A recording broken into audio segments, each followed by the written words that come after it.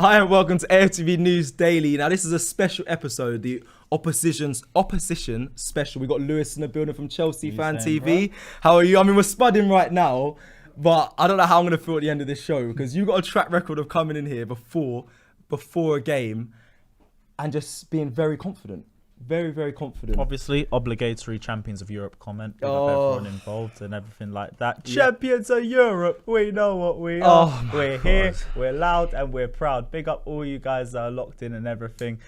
And let's just hope we end this streak that Arteta's been pulling on us because I can't lie, you can't go 4 in a row against us. I know, we're 3 out. Yeah, we've beaten you 3 times and you know what? Most of them games as well also been shock results, and this could follow the pattern today. Not today, sorry, on Sunday. Are you feeling confident? Like I just said at the beginning, are you feeling confident for Sunday's game? I want to get your opinion. I want you to give me that. Yeah, we're gonna run over you. We're gonna smoke you. I want to hear that because then Skullduggery can mix it up. You really trying to pat me like that? Is that what we're doing? No, but come on, bro. Every time you come here, I'm just like, here he is. Lewis is here, smug, confident about the game, and then I don't know how it happens, but it does happen. Arsenal, get a nice result on you, and it normally actually changes the path of our season normally again after the game against you guys. But how are you feeling for Sunday's game? See, here's the thing. I've come here and I've been confident and we lost. Yep. I've come here and been calm and we still lost. So I don't care. We should be smoking Arsenal. It should be 3-0 at the Emirates, all of that. Wow. That's what it should be. Yeah. Emphasis on the word should. If we do what we've done in the last 3 games, we play like clowns and just miss chances for fun.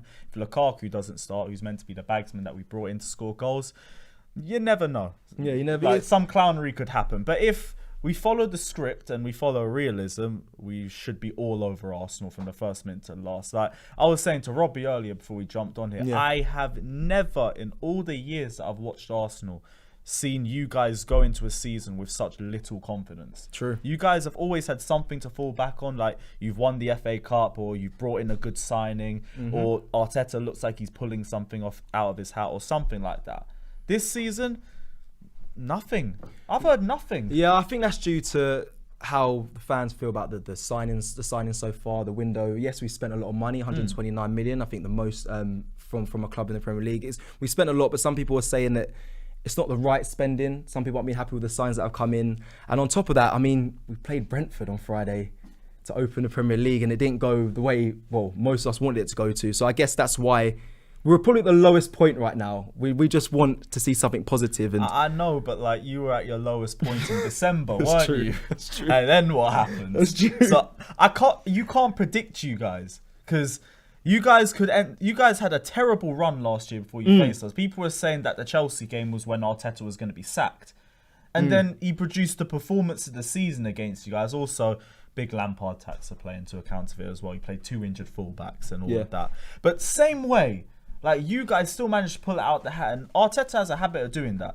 He'll have like a string of just awful results, beat one big team, and then he just hangs off that for the next 3 to 4 months. Yep. If anything, that's what's been happening with us as well. So I'm hoping lightning don't strike for the 4th time, but I said that the last 2 times, and here we are. You did. We got a little super chat here from Father is Timo Werner's Secret Service. That's one of my regulars from my streams. Big up yourself, my guy. He says, big up Lewis. Yeah, okay, wicked. See some people coming in from your streams. Got a bit of an Arsenal-Chelsea, I guess a bit of battle in the comments so far. But I was going to quickly speak to you quickly on who you think will start for you guys on Sunday. Because like you said, last season on Boxing Day, there was a lot of injuries with Arsenal. It was on a bad run, but that then allowed us to play the likes of Emile Smith-Rowe. He came in, had a wonderful game. There was a free kick from Xhaka against you in a Boxing Day game. It was class. Never ever do that again in his life. This is what I'm saying. We had some good moments, but I think a lot of that came from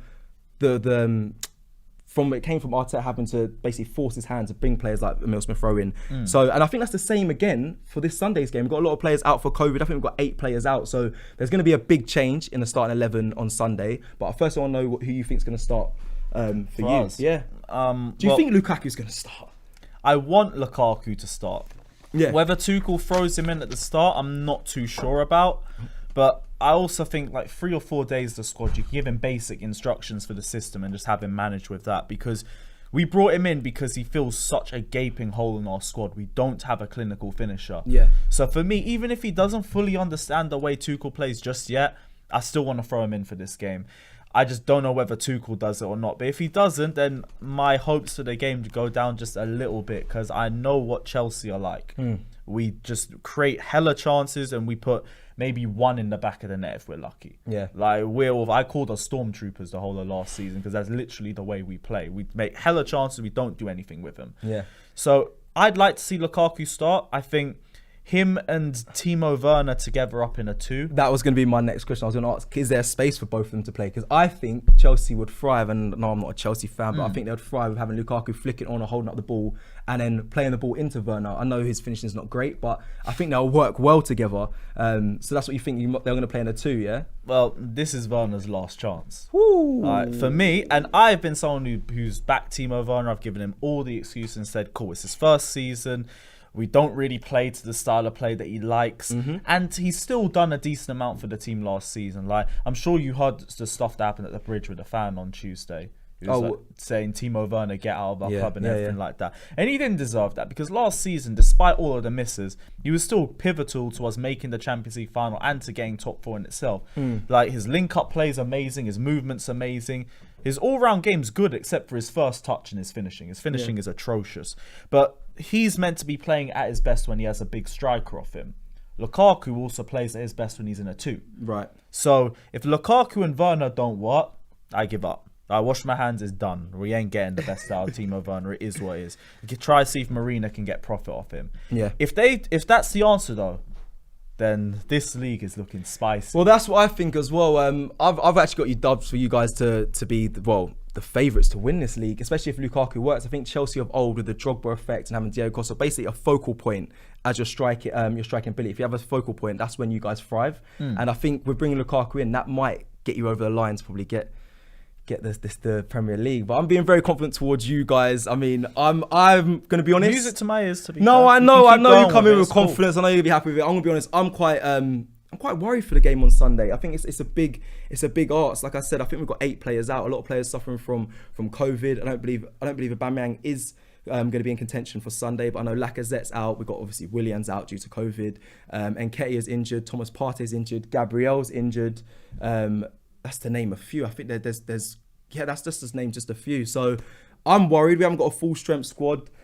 But hey, you never know. Like you said, we get these wins against you guys. I don't know what it is, but we get luck. We get a lot of luck against you. Not here for it. But end the streak. I beg you. End. If Mikel Arteta goes 4-0 against my club, do you know what? I think Chelsea will really have to look at themselves in the state that we're in currently. If we get a win over you guys this Sunday, we have a habit of doing this with fraudulent managers. Like Ole, we haven't even beaten Ole in the league yet. Oh, bloody hell. Yeah, it's that deep. Blimey. Yeah, and Arteta's probably in that bunch as well. But boy, yeah, you haven't had a good record again against, I guess, I want to call them the Big Six. But yeah. This season needs to change, isn't it? Yeah, 100%. Right, I'm going to read some super chats here. We've got AMR Nail says Lukaku isn't at his best when he's a lone striker. He always needs a second striker alongside him. If he's on his own, Arsenal could keep him silent. Yep. United fans have told me about that a lot as well. That's like the one thing I will listen to them about. Because the rest is just all saying, Lukaku's a flop because he had one bad season for them, which I just don't agree with. But in terms of him under a second striker, they said if he plays in a 1, you're going to feel pain. And I'm not going to say that's true, but... Well, we struggled against Ivan Toney on Friday. I mean, Lukaku is definitely an upgrade from that, so... Yeah, I mean, when you put it like that, then we should have a good chance against you guys anyway. Yeah, Shref says in the super chat, AFC shouldn't be surprised of Lukaku. We've got Prime, Maldini, Ben White. We'll watch him. Christensen. What are you on about?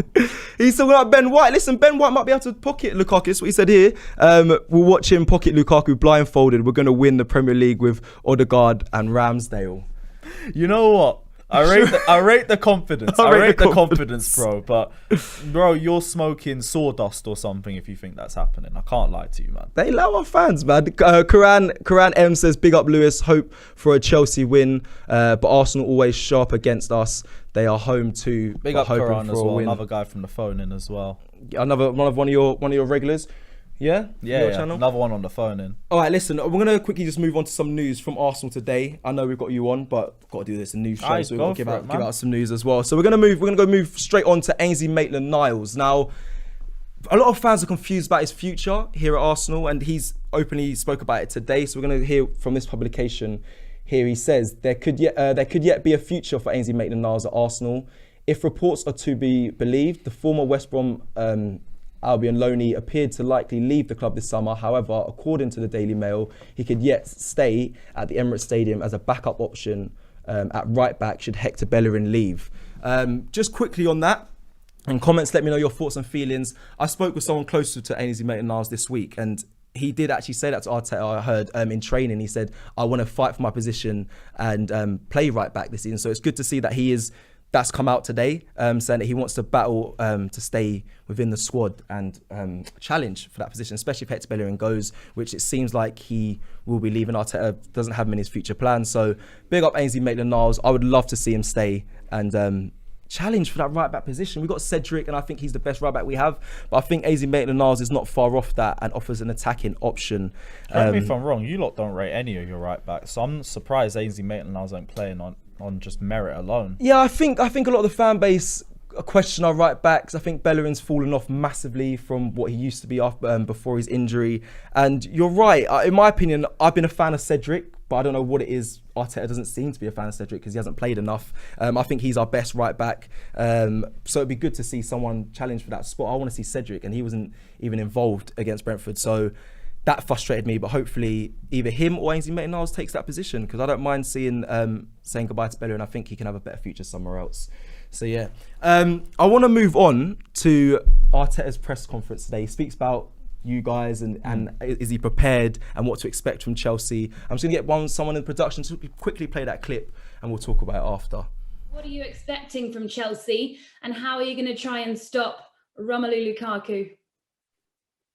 Well, from Chelsea, I expect what they've done over the last few years. They're a top team full of world-class players with a great manager. They are the champions of Europe, and we expect a really competitive match. Is what I expect about our team.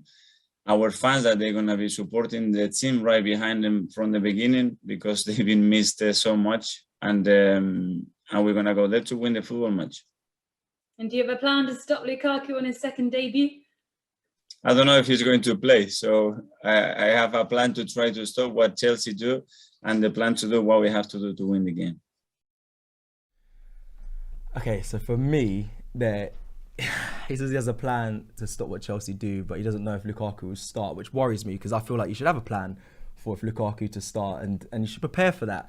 But there should be a plan for either or. Right. And I think that's where Arteta's downfall comes in the fact that there's times where either we go 1-0 down or something changes from the opposition team, and Arteta doesn't seem to have an idea or how to answer that. And that's what I worry for. And even just in that press conference there, and that little clip, that's giving me worries to say that he's not prepared for what Lukaku may offer, or even Chelsea. He said he's prepared for Chelsea, but I don't believe it. I think his press conferences haven't been great at the moment. Can I be real? He did not say anything in that press conference. He just kept it as minimal as possible. Yeah, he tends I to did do like that. when he said champions of Europe. That was a really nice touch. Other than that, he just didn't really say anything, really. Oh my days! Yeah, he does tend to do that. I wanna ask you about your window so far. Are you happy with your window? Because like you said at the beginning, I think us, we spent 129 million.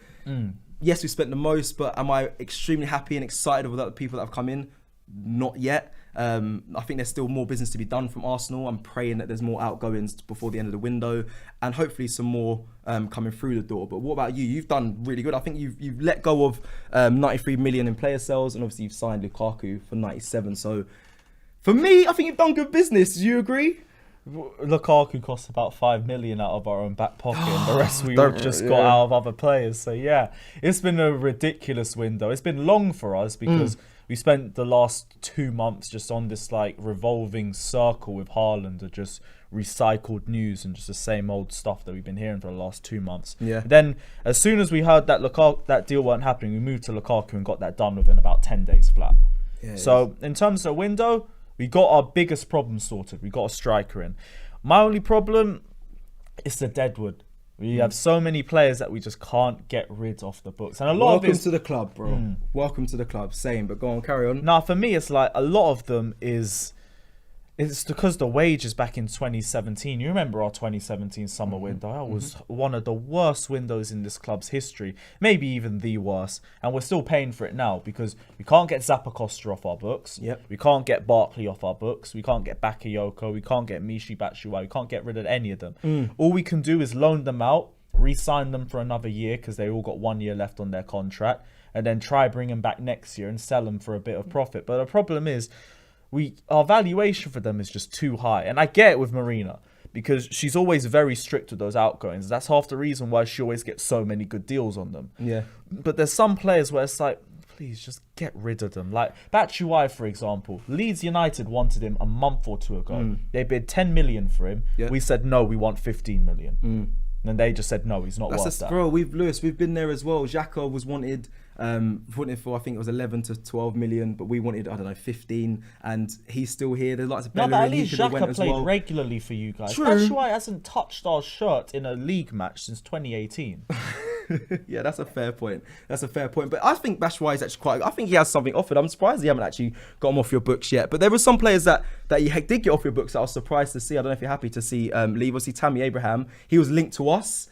I'm glad he's not there. Do you know what? After speaking with you, though, I'm glad he hasn't signed for Arsenal because you said he wasn't a threat in the air. I think there's a big misconception that Tammy Abraham's tall, he's physical, that he's a good header of the ball. That's what I thought. But after speaking with you, you were saying he's got none of those qualities yet. But that's the problem for me, yet. Because for me, if Tammy Abraham went to you guys, he'd be a long-term project for you.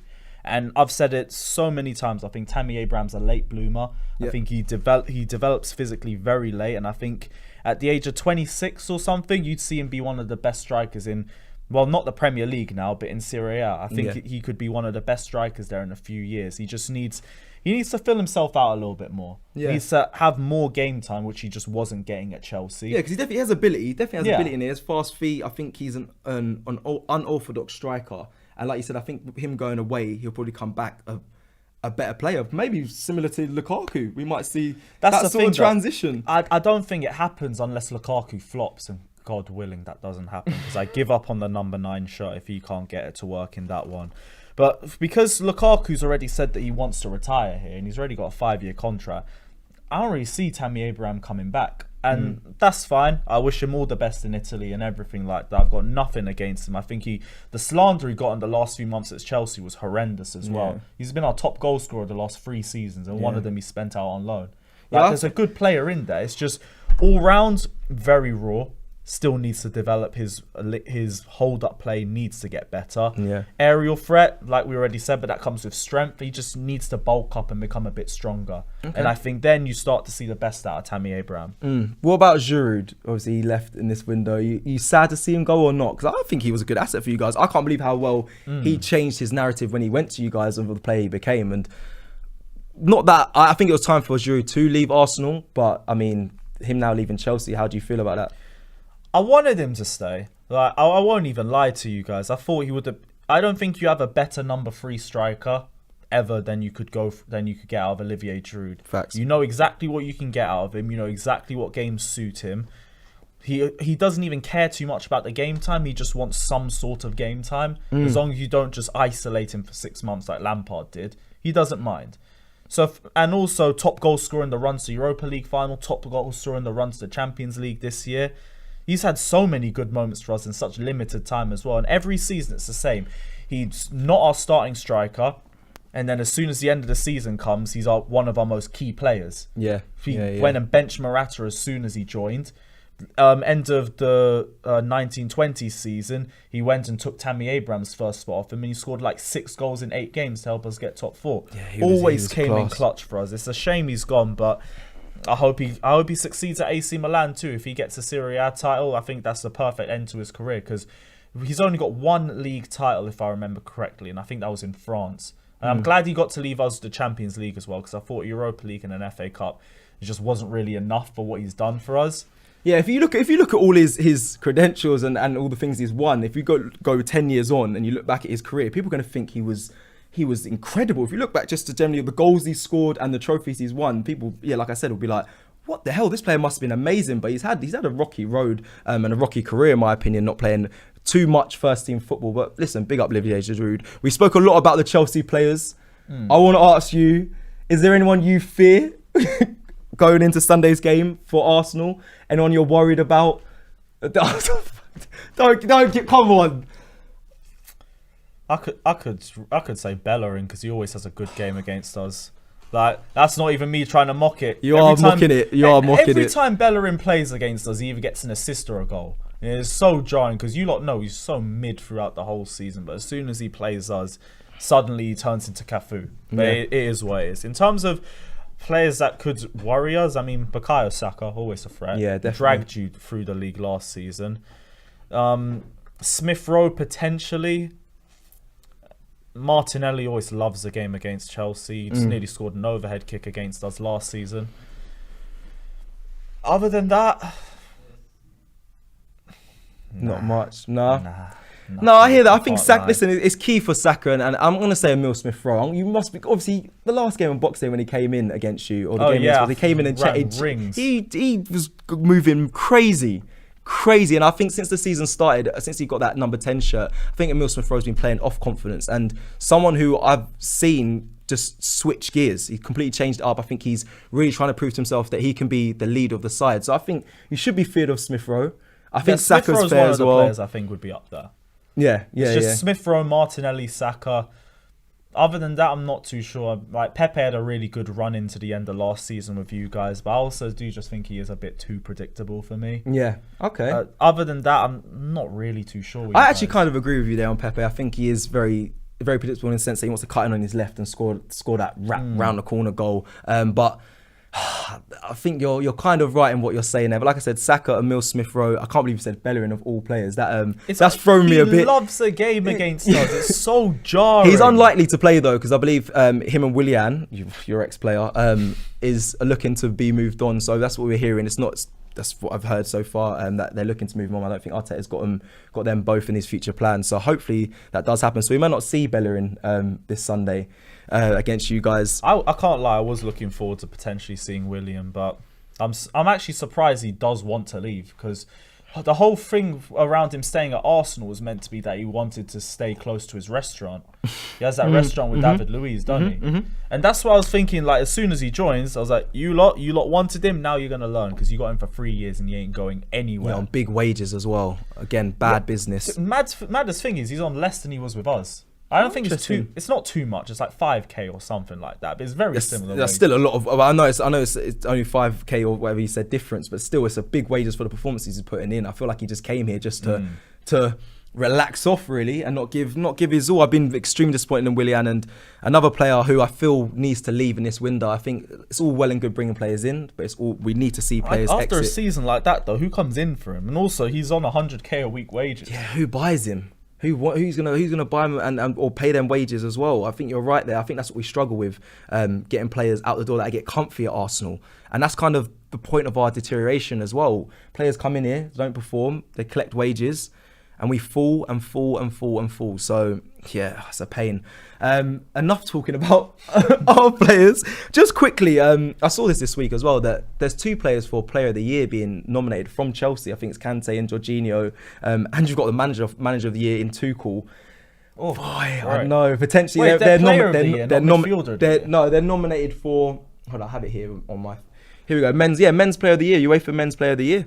The nominees, Kante and Jorginho. Good. It's about time Jorginho started getting respect.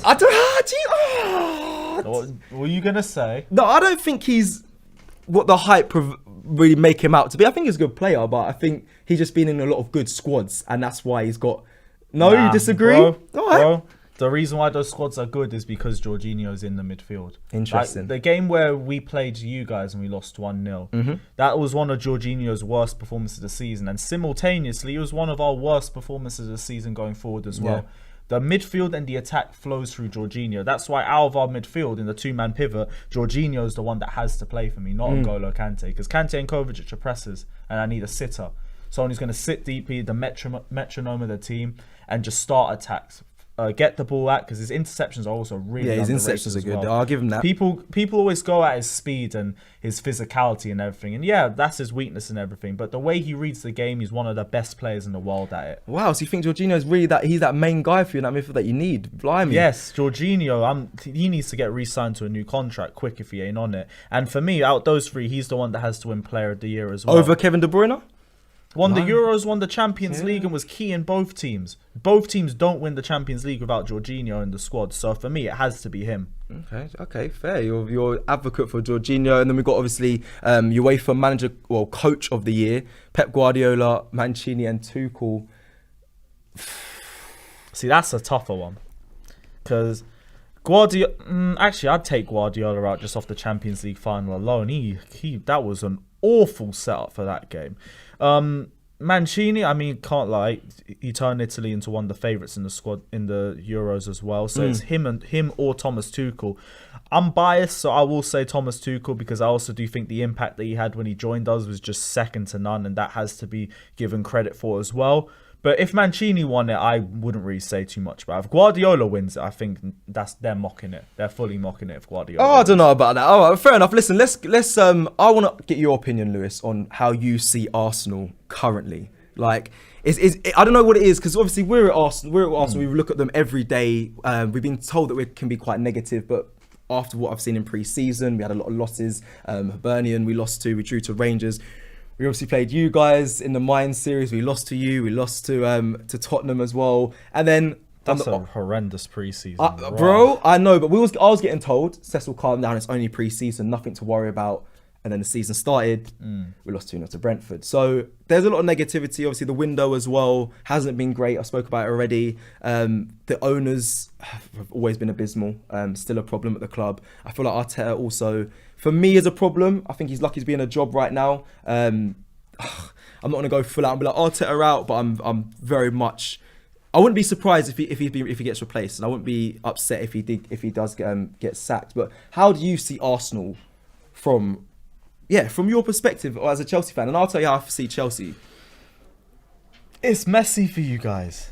It's so messy for you guys as a club right now, because you guys, before we even bother looking at the squad, you guys have the problems up top with the Cronkies and everything. So it's genuinely a mess from top to bottom with you guys.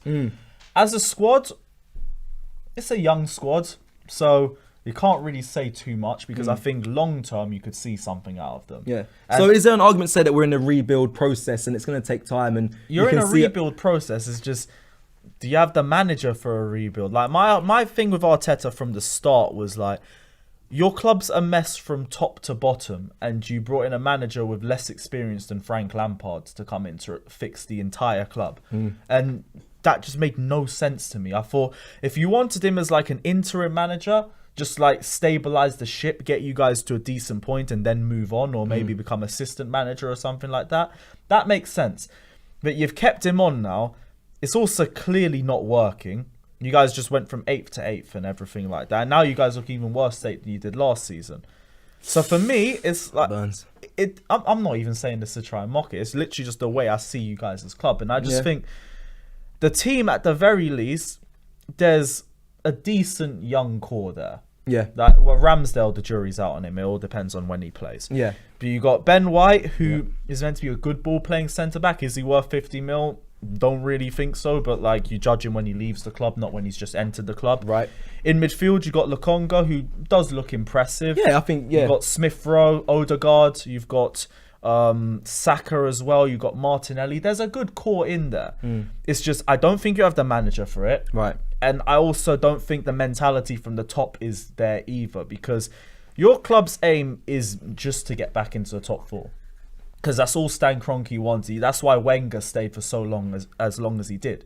Because he got you guys top four consistently. And all he wanted was top four and last 16 because of the money that it would generate for the club and for himself as well. Now that he hasn't had that, Wenger got sacked. Emery looked like he weren't getting that. He got sacked.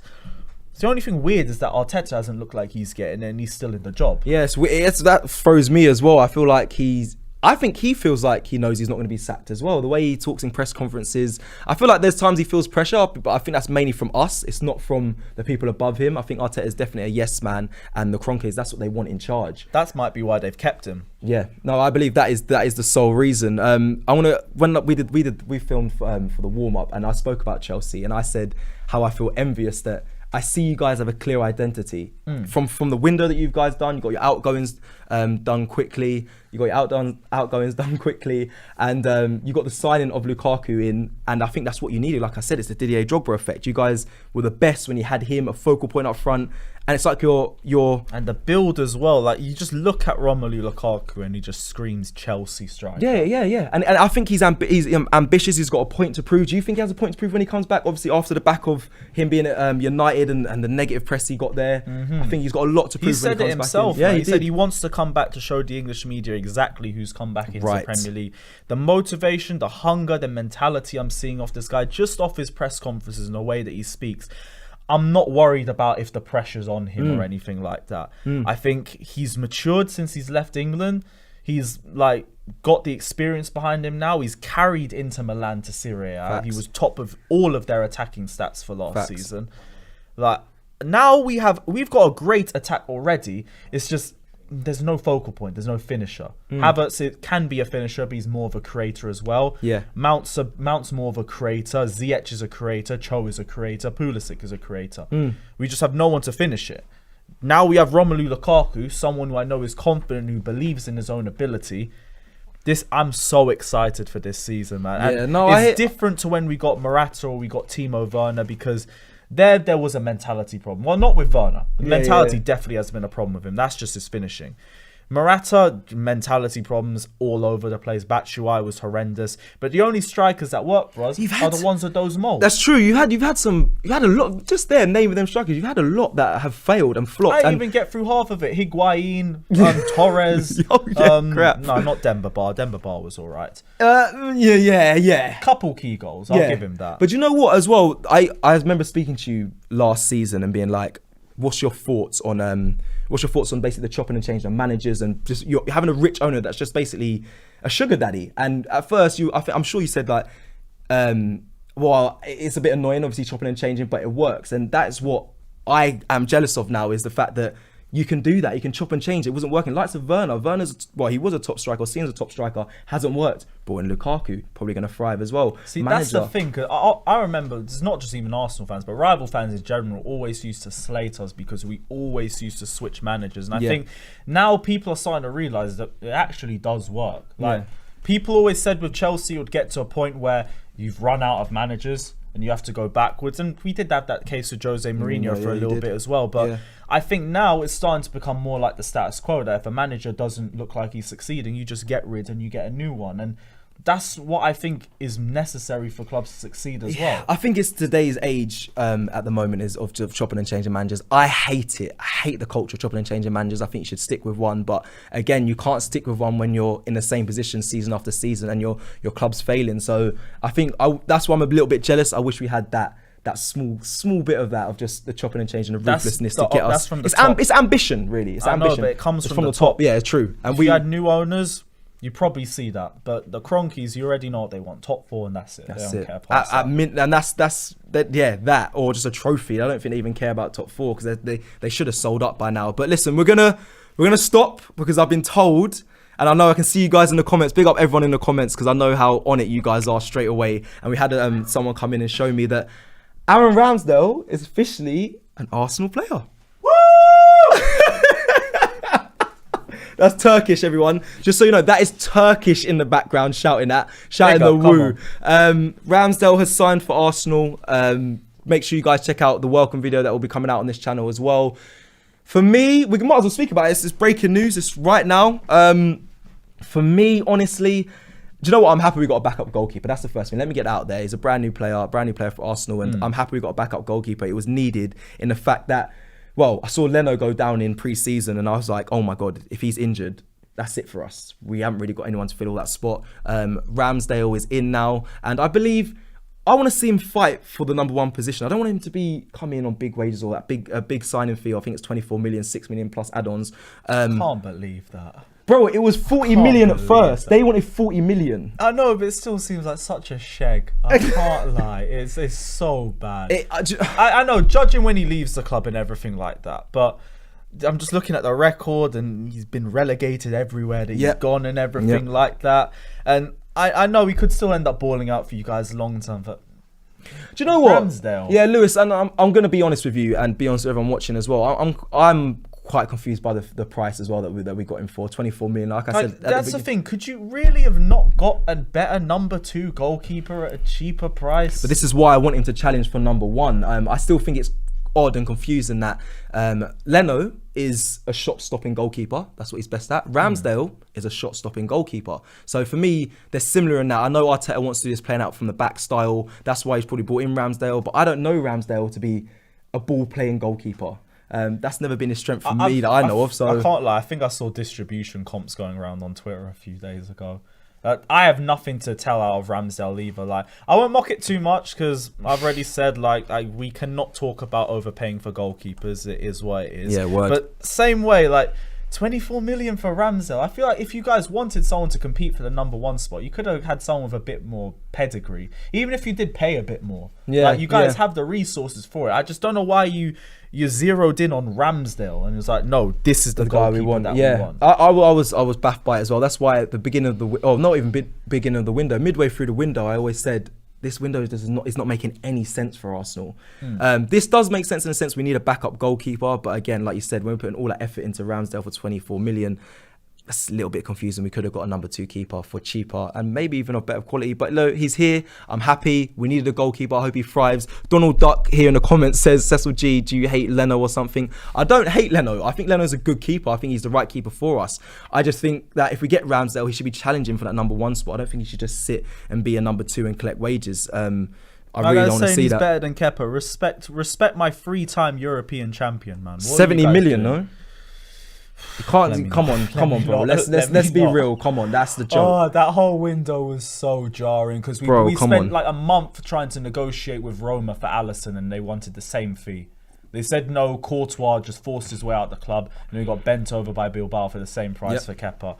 But at the very least, took us to the Europa League final. Like, we don't get there without him and the Super Cup. So, like, 72 million, still not worth it, but he's worth his weight in trophies, I guess. Okay, I mean, it's a lot of money though, but it's a lot of money. It's a lot of money. But I suppose that is Chelsea Football Club. You guys do make big signings for a big amount. I'm going to quickly move on to Pulisic not being available for the Arsenal game on Sunday due to COVID. Does that affect Chelsea? Is he key for you to get over the line, or you think it's fine, it's cool, we don't need him? Now we got Lukaku in the team. It's like we've lost one attacker and now we've just put another attacker into the squad, and we've got a lot of attackers in the team anyway because we only play with 3 attacking positions anyway.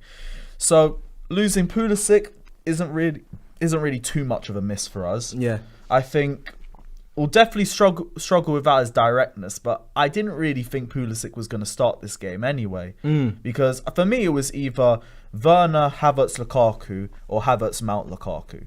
So for me, Pulisic was missing this game anyway, so it's not too big of a miss. Yeah. I just hope, when he comes back that his lungs ain't in a bad state or anything. Because I know when Kai Havertz had the virus last season, he came back and he did not hit the ground running until at least 2 or 3 months. I remember his first game back, we played Wolves, and Podence just ran rings around him. It was one of the... I don't blame Havertz for it because it was still one of the worst individual performances of the season, but with context, of course. But same way, Podence just embarrassed him, and I'm hoping it's not the same thing for Pulisic. Yeah, fingers crossed for you guys, but fingers crossed for you guys. But hopefully, it's a big miss, and we can capitalize on that, on him being away, and hopefully we get a win. I'm trying to scrape here for positives to try and be confident for Sunday's game, but I'm really I'm not. And I'm just going to quickly move back to Ramsdale. There was a lot of stick about him, but I'm going to speak about what David Seaman said about Ramsdale on Talk Sport. So Arsenal legend David Seaman has compared impending Gunners' arrival, he's now one of our players, Aaron Ramsdale, to himself. There's a lot of similarities to when I joined Arsenal. I was England's number 3 at the World Cup in 1990. Ramsdale has done the same, Seaman told TalkSport. I started getting a load of stick because the fans didn't want me. They were all singing Lukic is better than Seaman, and you'll never play for Arsenal. There are some of the similarities, and hopefully he will. Hopefully he will go on to have a very good career at Arsenal. So that's the big man David Seaman speaking about it. And sometimes fans get carried away with signings and Ramsdale and Seaman. Yeah, well, listen again. Judge when he leaves the club. Exactly. Innit? Facts. It's early days. We don't know how he's going to be. We don't know how he's going to be. At Arsenal. So we've got, like you said, judge when he leaves. We've got Suresh here with a super chat saying, Cecil, you missed my earlier super chat. Please read it. If Runnison is 10 million, then by logic, Ramsdale is 24. Why is it difficult when we buy expensive players? It's more like the justification of those players. Like, again, Kepa, 72 million. I will not say too much. We've had our howler decisions in the past as well. But that's also why there's a criticism. You look at the player, and if he hasn't got the pedigree of that price tag, you're going to ask, why have you paid that price tag? And it's either justified by what he's done before he's joined the club or with what he does after he's joined. Yeah. So for him, it's like, yeah, okay, you've got to see how he fares in the first few games of the club and everything like that. But you can't really say that just because Runnison cost you 10 million. Like, that's just, it's another howler in itself. Like, you don't remember the game against Manchester City. That was horrendous. It was terrible. It was honestly terrible. I was going to quickly speak with production. They're saying the audio might be out of sync. Is that correct? Or can I just get a quick check on that? Do let me know before we move on. No, you're right in what you say with the signings. Listen, there's been howlers all over the place at times, and you can't really judge a player, like you said, until they make impact or play. Like, got to give them some time, and I think that's the same here with Runnison. I'm gonna quickly check before we go back. Are we clear? Let me know if we're back in. If there is a lag, people are saying out of sync. Cecil doesn't believe us, says Chishan Zhu. I'm gonna be honest. I knew Lewis was in today, and I knew we got Chelsea on Sunday. There's not much giving me confidence to say, yes, I want you to be confident, and I'm going to laugh on Sunday. I generally believe we're probably going to get pummeled. I mean, especially but Lukaku. You guys said it the last 2-3 times, which is why it's a full sense of security. Like, I'm at that point now. It's like, okay, regardless of what happens, so some clownery is going to happen, and you guys will get a goal, and then Arteta will just park everything in front of the goal and just struggle. But I don't expect it to be like that in this game. If Romelu Lukaku starts, because he's meant to be the key to unlocking those low blocks, United fans and everything always say he's a flat track bully and everything, like it's meant to put him down, but that's exactly what we need. Big games, we have players that turn up. We had the most goal scorers in the Premier League last season. I'm not worried about if Lukaku tries up, no one else can score goals. Oh wait, bear with me 2 seconds. Coming back in 1 minute. We'll come back in 1 minute, guys.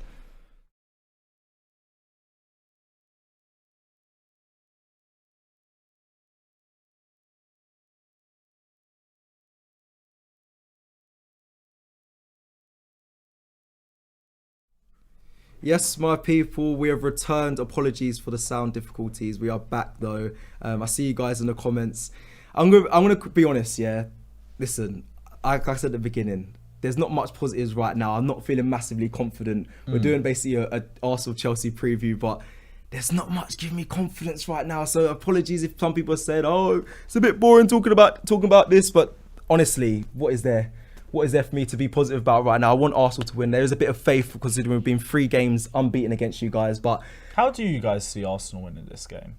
That's a great question. How do I see us winning this game? You mentioned some of the players before. Saka, Emile Smith-Rowe, they have to have the games of their lives. But again, they're still very young against a good Chelsea team. I think that's a lot to ask from them guys. I don't know who's going to start up front right now. The striking options are all over the place for playing that number 9 position.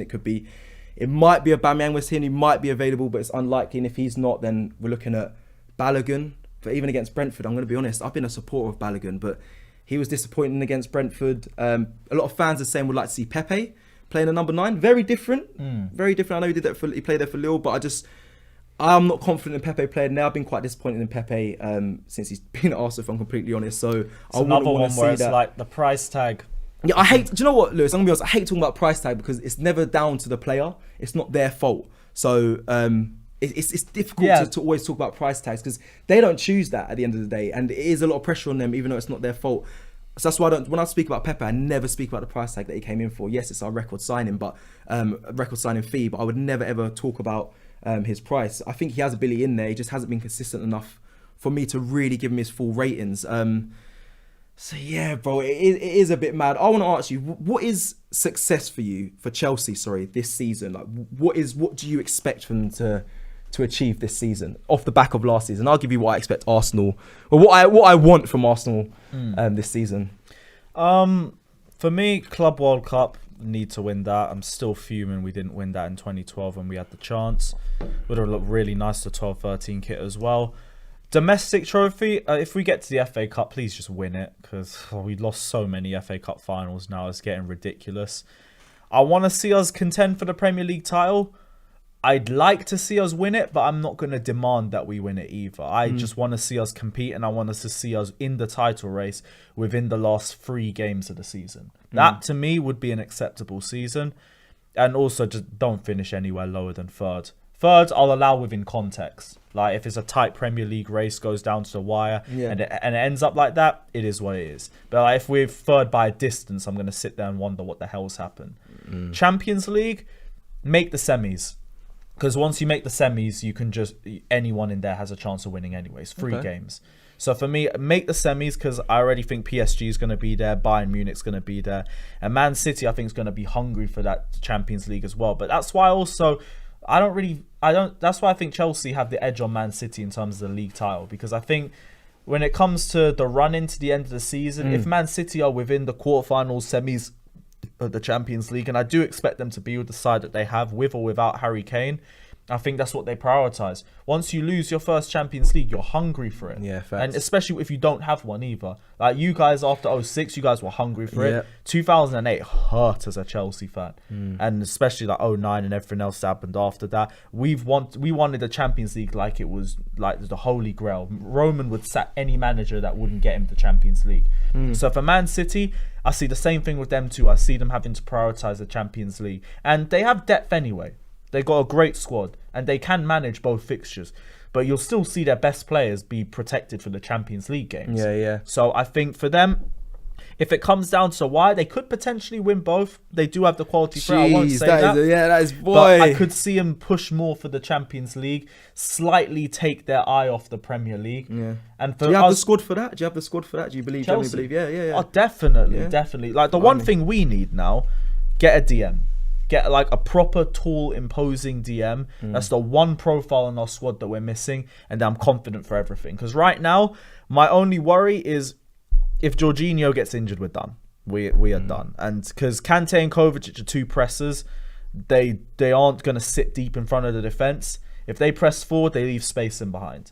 So that's why we need someone like Jorginho in the team, but we also need a tall version of him too. Not like tall and with the same IQ and being able to pass out the back, because Jorginho's next level with his IQ. I'd see someone who's good playing out the back, is tall, can win aerial battles, and is strong on the ball as well. Someone like Boubacar Kamara, Tchouaméni. I know Declan Rice's name came around, but he costs way too much. I'm not interested in him either. But that's the one profile that we need. Other than that, centre-backs, like... I think we have probably the best defence in the league, in my opinion. Wow. Like, if you look at the centre-backs we got, Silva, Christensen, Rudiger, Azpilicueta, Reece James can play in there as well. All quality ruck. Over Man City and Man United, do you think you've got the better defence? Man United ain't got the depth. Not the depth that we have. Manchester City, they're up there. I won't say anything about them, but they're on back a line, just a solely back line though. I think Man United could challenge that as well though. Just not the depth-wise, just the first back line. That back four... all depends on how Varane adjusts, but I don't think adjustment is that deep when you're at centre-back as opposed to if you're further forward. That's why when it comes to United, my biggest eye is on Sancho. Bundesliga to Premier League is peak. It's completely different. We've seen it with Werner, we've seen it with Havertz. 2 completely different leagues. I agree. I don't think... I'm intrigued to see how Sancho turns out, but seem very confident of the expectations of Chelsea, and I'm quite surprised you said a DM, if I'm honest, because I know Man United fans, if you speak to them as well, they are looking for a DM to come in. I'm quite surprised you say they're trying to steal DM. our options. First they were in for Rice, now they want to have a look at Tchouaméni as well, and we need to move for a DM quickly. I think we need him more than a centre back. I know we're going in for Jules Koundé, and nothing against it. One of the most highest potential players in Europe right now. So if we get him and Kurt Zuma goes, we've just strengthened our defense even more, and it didn't even need to be strengthened, and we just strengthened it even more. But for me, we need a DM more. If Jorginho gets injured, we're screwed. Like N'Golo Kante, as much as people like to try and say it, he is not a DM. He is a centre midfielder. He is a box-to-box centre midfielder. I've had this argument with fans for years. We play him in lone DM under Lampard, and it worked for a little while because we played against low blocks. We played against Burnley's, Newcastle, Sheffield United. These men ain't going to press you. As soon as we played you lot, packed. As soon as we played Man City, packed. Because you lot pressed us. Yeah. That's why Kante don't work in the DM role. Kovacic definitely doesn't work as a DM. He's box to box as well. He ain't got the awareness for that position. Jorginho's the only one that has it, but we're going to run Jorginho into the ground if he's the only one with that awareness to play as a DM. Fair. All right. Well, I'm gonna speak on my expectations as well for Arsenal this season. And if I'm completely honest, listen, I would expect 6 or above, but is that really going to happen from what we've seen so far? Probably not. Yes, there's time to change the narrative of Arsenal's season. It's only the first game that we've seen so far, so things could change. A 6th is bare minimum. Like, imagine me. I've just listened to you speak about Champions League and Super Cups and challenging for the title. Like, those days, I wish I could be here saying the same things. Just do a Giroud and come join us. No, there's no way I'm Trust me, man. joining the Chelsea squad. There's no way. A lot more, no way. The Arsenal are still a big club. We still have more trophies in total as well over Chelsea. So I'm still holding on to our history. And yes, I am. You have them dusted trophies in the photos. It's cool. I have the Champions League. Yeah, all right. We got 2 of them as well. All right. We have the unbeaten goal Premier League. But, we're not going to go into all of that. It doesn't matter. That's the history, and we're talking about now. And like I said, 6th or above would be an expectation for Arsenal, considering the place we're in right now. Obviously, we could say top 4, but I'm being realistic. We should be getting into Europe next season, and there is time for that. We're going to just take some super chats and some comments now towards the end of the show. So we've got Shref back in with super chat. Big up him. Thank you very much. The top clubs jealous. They don't have Waterjet King Edu doing the signings for them. 129 million spent on top class players. We're going to win the league. I like Shref. He's being very positive, and he's put a smile on my face. I want what you're smoking. You and Ty, I want to live in that world, bro. You need to come and do a show with Ty, because I think you two are on the same wavelength here. So we're going to win the league. People are still saying Ramsdale was signed. We have announced that, and someone did comment before. I did say, how have they done a welcome video for Ramsdale with Cecil in it, and now he's here live. The power of technology and all that. Any comments here? We have no chance of Europe as well. People saying Kante not a DM is stupid. Conte didn't play him as a DM. Leicester didn't play him as a DM. Sarri didn't play him as a DM. Only Lampard didn't. It got exposed within a month. So who's the stupid one in that? Boy, that one, the proper effect. You must have been speaking to them fans and arguing. Sarri season, man, because the one thing everyone got at Sarri for was saying, oh, he's playing Kante out of position. Like, you're an idiot, man. He's playing him in the same position Conte and Leicester played him in. Even in what's his name when he was in France at Cannes, they played him at centre mid. They didn't play him at DM. That's true. The only time I see him play in DM is for France, and France, they got one of the best squads in the world. Cool, they can accommodate for playing N'Golo Kante. But can he play DM? I know you're saying he's not a DM, but can he play there, or do you think he just can't? Against a low block, I'm happy with him in DM because they don't press him, so he has time on the ball. That's fine by me. If you play a team that's trying to give you a game, that's going to attack you and that's going to press you, I do not want N'Golo Kante on the ball. Okay, fair, because I would argue to say that he can play he can play box to box, and in that DM position. I think he has the skill level to do that. I'm very jealous you have him. I wish we was linked to him at the start of the window. I know I'm speaking craziness right now, but everyone was asking me, who do you want to sign for Arsenal? Who do you want in the midfield? I was like, I'd love Kante. Hey, Kante's 29 years old, so give him 3-4 years. Actually, no, I don't want him there. I don't want I don't want them. Look, I swear. Someone, Skullfugger, if you're watching, just be prepared. Be prepared. But listen, we're coming towards the end. I want to take some last comments to wrap up the show. The title of the show, Lewis, is "Should we be worried about Lukaku?" Do you think we should be worried about him Sunday? Really? Do you think he's going to be key for you this Sunday? What strikers have you lot struggled with when it's Chelsea? Diego Costa, Didier Drogba. Big time. Who fits that mold? Yeah, Lukaku. Romelu Lukaku. It's a fair I point. can't lie for you guys. And also, because we're all talking about him like he's meant to be Drogba's regen, he's filling in the boots of him. His debut is at Drogba's favourite hunting ground. So you need to come correct. So, and Lukaku, he has the mentality, he has the drive, he has the self-belief in himself as well. So for you guys, if he plays, even if it's his first game for Chelsea, it's a sticky one for you guys. I was going to say, do not worry about him adjusting, but he's been in the Premier League before, and it's just... it's not looking good. Have to adjust to Serie A, and I'm not worried about him coming back. Yeah, he's a complete changed player. We'll make chance after chance after chance, just put it in the net. Remember he's saying all this, yeah? Everyone remember this after Sunday. If we lose, I'm getting corned anyway. So I'm here for it. I don't care. Shref lastly with super chat says Cecil's got his smile back now and the stream's going to end soon. Man here in Chelsea fellow crib about his squad filled with top class players. Hashtag nice guy Cecil. Listen, it is what it is. I'm trying to be happy with it, but I'm worried for Sunday. I'm going to be completely honest. Lewis, I'm going to thank you so much for joining today. Of course, man. Thanks for having me on. I appreciate it, and good luck to you Sunday. And we'll have you back on, I'm sure, again soon. Take care. Thank you everyone for watching as well. Don't forget to like, comment and subscribe. Peace. Champions of Europe.